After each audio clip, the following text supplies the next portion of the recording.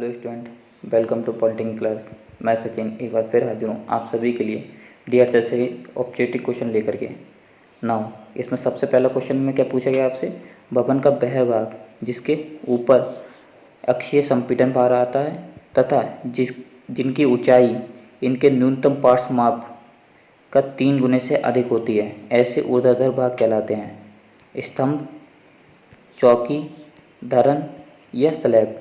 तो ये आपके क्या कहलाते हैं, स्तंभ कहलाते हैं, जिनकी हाइट अपने न्यूनतम पार्श्व माप के लीस्ट लेटर डायमेंशन के 3 गुने से अधिक होती है।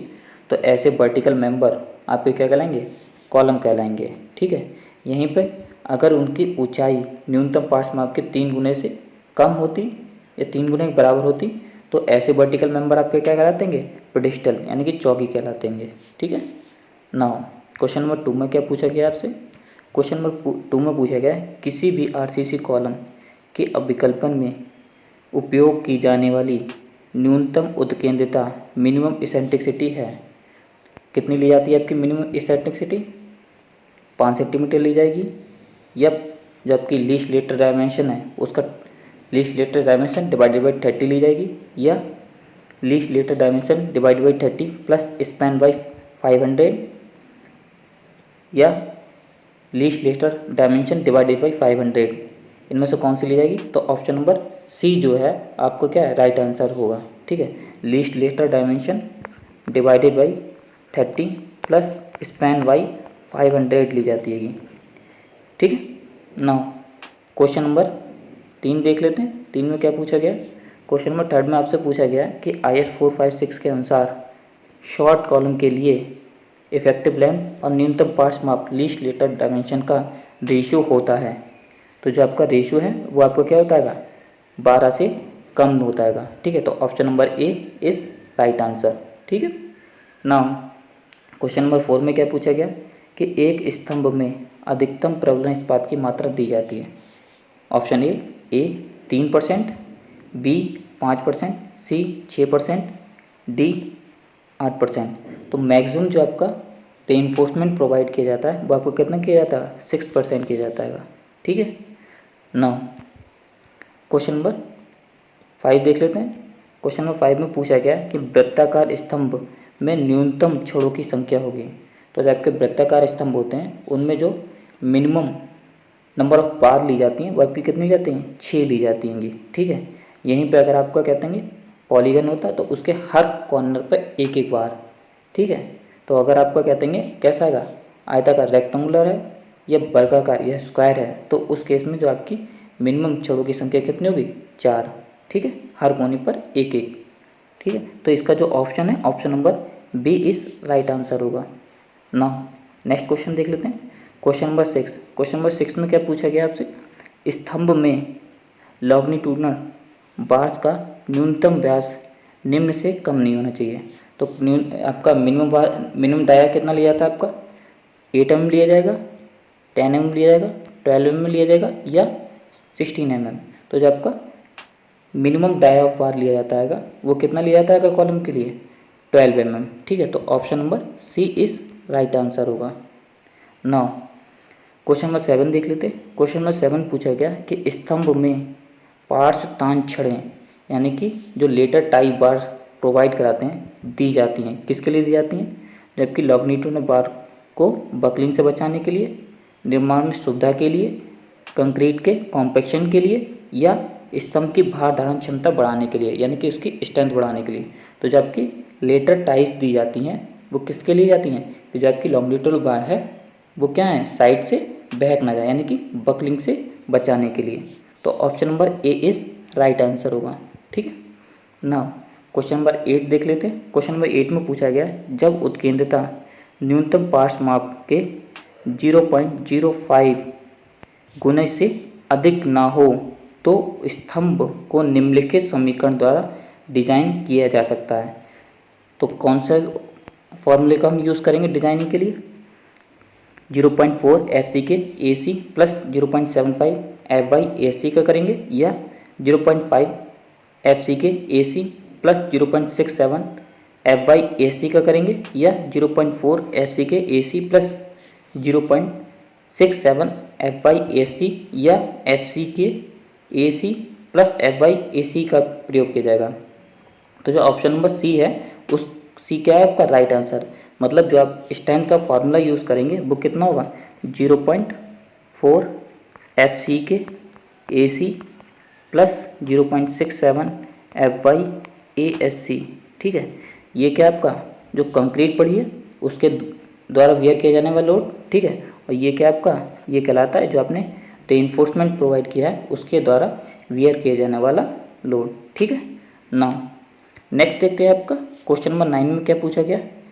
क्वेश्चन नंबर 9 पूछा गया एक कॉलम में लेटर टाइस का व्यास लिया जाता है a 1/4 into dia of the main bar 6 mm, या ए और बी में जो भी अधिक हो या इनमें से कोई नहीं। तो जो आपका डाई ऑफ बार लिया जाता है लेटर टाइस के लिए वो कितना लिया जाता है आपका 1/4 मल्टीप्लाई बाई 5 मतलब main dia of main bar. ठीक है, और 6 mm कब माइल्ड स्टील के बार के लिए या प्लेन बार के लिए, यहीं पे आपका HYST होता तो 8 mm हो जाता मिनिमम। तो जो आपका डाई ऑफ बार लिया जाता है लेटर टाइस का वो आपका क्या आएगा ए और बी दोनों ऑप्शन है उनमें जो भी अधिक होगा वो लिया जाएगा। तो option number C is right answer होगा। ठीक है ना, क्वेश्चन नंबर 10 देख लेते हैं। क्वेश्चन नंबर 10 में पूछा गया आपसे कि स्वतंत्र छल्लों यानी कि जो लेटर टाइस हम प्रोवाइड करा रहे हैं उनका अंतराल यानी कि स्पेसिंग कितनी ली जाती है। तो आपकी स्पेसिंग कितनी ली जाएगी, ऑप्शन नंबर ए है आपका लीस्ट लेटर डायमेंशन के बराबर 16 फाई के बराबर, यानी कि जो आपकी फाई क्या है आपका मुख्य छड़ का व्यास डाई ऑफ मेन बार, या 300 mm ली जाएगी, या आपकी क्या आएगा जो ऑप्शन ए बी सी यानी कि लीस्ट लेटर डायमेंशन 16 फाई और 300 mm में जो भी न्यूनतम है वो ली जाएगी। तो आपका जो ऑप्शन है option number D is right answer. जबकि लीस्ट लेटर डायमेंशन 16 फाई और 300 mm में जो भी न्यूनतम होगी वो क्या आपकी जो आपकी लेटर टाइस आप प्रोवाइड करा रहे हैं उनके लिए मिनिमम स्पेसिंग ली जाएगी। ठीक है ना, क्वेश्चन नंबर 11 देख लेते हैं। क्वेश्चन नंबर 11 में क्या पूछा गया कि स्तंभ में न्यूनतम मुख्य इस्पात दिया जाता है। तो जो आपका न्यूनतम मुख्य इस्पात दिया जाता है कॉलम में वो आपको कितना दिया जाता है, जो भी है उसका क्रॉस सेक्शनल एरिया है उसका 0.8%। ठीक है, तो जो ऑप्शन नंबर बी है वो आपका क्या है राइट आंसर होगा ना। क्वेश्चन नंबर 12 देख लेते हैं। क्वेश्चन नंबर 12 में क्या गया है कि एक RCC कॉलम के दोनों सिरे दिशा तथा स्थिति में आबद्ध हो तो प्रभावी लंबाई होती है। मतलब आपकी जो कंडीशन है वो कैसी है, बोथ एंड आर क्या आएंगे फिक्स्ड, तो बोथ एंड फिक्स्ड होते हैं तो उस केस में आपकी जो इफेक्टिव लेंथ ली जाती है वो कितनी ली जाएगी 0.65 L ली जाएगी, या 0.8 L ली जाएगी, 2 L ली जाएगी, या L। ठीक है, जो एक्चुअल लेंथ का कितना ली जाएगा आपका 0.65 L ली जाती है डिजाइन में। ठीक है, तो option number A is right answer. Now next question देख रहे हैं, क्वेश्चन नंबर 13। क्वेश्चन नंबर 13 में क्या पूछा गया कि स्वतंत्र छल्लों के स्थान पर सर्पिल यानी कि हेलिकल बार का प्रयोग करने पर स्तंभ की भार धारण क्षमता ली जाती है। ठीक है, तो जो आपको क्या देंगे शॉर्ट कॉलम के लिए हम जो फार्मूला यूज़ करते हैं, मतलब स्तंभ की जो स्ट्रेंथ कैलकुलेट करने के लिए हम जो फार्मूला यूज़ करते हैं, ठीक है, उस फार्मूले से जो हमारी स्ट्रेंथ आती है उसका कितना लेता है 5% एक्स्ट्रा लिया जाता है जब हम जो आपकी लेटर टाइस के स्थान पर हेलिकल बार का यूज़ कर रहे हैं। तो जो आपका ऑप्शन नंबर बी है वो आपको क्या होगा राइट आंसर होगा। ठीक है ना, क्वेश्चन नंबर 14 में क्या पूछा गया, जब कंक्रीट स्तंभ की प्रभावी लंबाई न्यूनतम पार्श्व माप का अनुपात 12 या 12 से अधिक होता है तब स्तंभ कहलाता है। शॉर्ट कॉलम कहलाएगा, मीडियम कॉलम कहलाएगा, लॉन्ग कॉलम कहलाएगा, या इनमें से कोई नहीं। तो जब आपका L अपॉन इफेक्टिव न्यूनतम पार्श्व माप का जो रेशियो है वो आपका 12 के बराबर या 12 से अधिक होता है तो उस केस में जो आपका कॉलम होता है वो कौन सा कॉलम होगा लॉन्ग कॉलम। तो option number C is right answer. ठीक है ना, क्वेश्चन नंबर 15 देख लेते हैं। क्वेश्चन नंबर 15 में पूछा है कि दीर्घ स्तंभ यानी कि लॉन्ग कॉलम के लिए रिडक्शन फैक्टर का मान होता है 1 होगा, 1 से कम होगा, या 1 से अधिक होगा, या इनमें से कोई नहीं। तो जो ऑप्शन नंबर बी है वो आपका राइट आंसर, यानी कि जो रिडक्शन फैक्टर का जो मान है वो सदैव क्या आएगा 1 से कम आएगा। ठीक है ना क्वेश्चन नंबर 16 देख लेते हैं। क्वेश्चन नंबर 16 में पूछा गया आपसे कि लॉन्ग कॉलम के लिए रिडक्शन फैक्टर निम्न सूत्र से निकाला जाता है। तो कौन से फॉर्मूले से आपका निकाला जाएगा reduction factor? CR is equal to 1.5 minus L/48B, ठीक है, D, या 1.25 माइनस L/48D, या 1.5 प्लस L/100D, या 1.25 प्लस L/100D। तो जो आपकी रिडक्शन फैक्टर का जो फॉर्मूला है वो होता है आपका 1.25 माइनस L/48D, ठीक है। तो जो ऑप्शन है, option number B is right answer. ना क्वेश्चन नंबर 17 देख लेते हैं। क्वेश्चन नंबर 17 में क्या पूछा गया कि एक वर्गाकार स्तंभ में मुख्य छड़ का व्यास 32 mm हो तो तान छड़ों का व्यास होगा 6 mm, 8 mm, 10 mm या 12 mm। तो जो आपका डाया ऑफ लेटर टाइस कितना लिया जाता है आपका 1/4 into dia of main bar. तो डाया ऑफ मेन बार कितना आपका 32 mm, ठीक है। और जो दूसरा लिया जाता है वो आपको कितना आएगा 6 mm। इन दोनों में मैक्सिमम, ठीक है। तो इन दोनों में मैक्सिमम कौन सा होगा आपका? अगर इसको हम सॉल्व करेंगे तो ये कितना आएगा 8। तो आपको क्या है मैक्सिमम कौन सा हुआ 8 mm। तो डाया ऑफ लेटर टाइस कितना यूज़ किया जाएगा आपका 8 mm का। तो option number B is right answer, ठीक है। नाउ अब क्वेश्चन नंबर 18 देख लेते हैं। तो क्वेश्चन नंबर 18 में क्या पूछा गया है कि मुख्य छड़ों की क्षैतिज दूरी निम्न से अधिक नहीं होनी चाहिए।